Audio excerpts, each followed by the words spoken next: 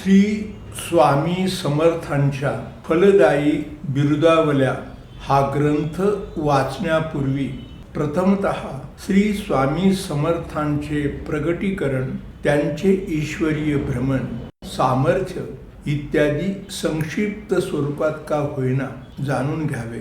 एकदा त्याचे आकलन झाले, त्यांच्या सामर्थ्याचा, दृष्टिकोनाचा बोध झाला की त्यांच्या बिरुदावल्या समजू लागतील. वाचकाने प्रथमतः त्या बिरुदावलीचा अर्थ समजून घ्यावा, त्याचा आपल्या दररोजच्या जीवन जगण्याशी व प्राप्त झालेले आयुष्य अधिक सुखी, समाधानी, आनंदी आणि समृद्ध करण्यासाठी कसा उपयोग करून घेता येईल हे बघावे.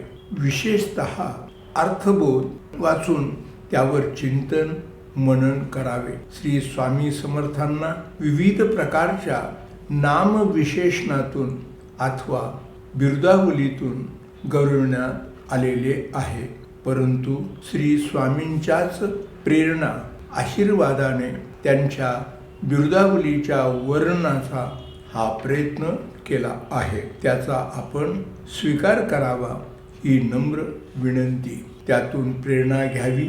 त्यांच्या या बिरुदावलीच्या पठन, चिंतन, मनन आणि वाचन सेवेने मनोभावे साधना केल्यास ती निश्चितच फलदायी ठरेल. श्री स्वामींच्या बिरुदावलीतून त्यांचे ईश्वरीय सामर्थ्य उलगडत जाईल. श्री स्वामी समर्थांवरील विविध प्रकारच्या वाङ्मयात त्यांना अनेकांनी अनेक प्रकारच्या बिरुदावल्या बहाल केलेल्या आहेत.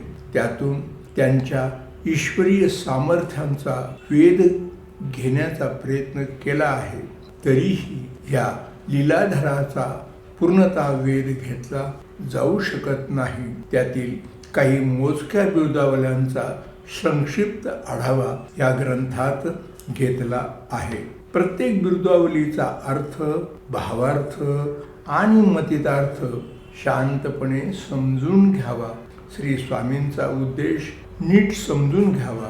श्री स्वामी समर्थांच्या बिरुदावल्यांच्या वाचन, मनन, चिंतन, स्व अध्ययनाने चित्तात चैतन्य निर्माण होते.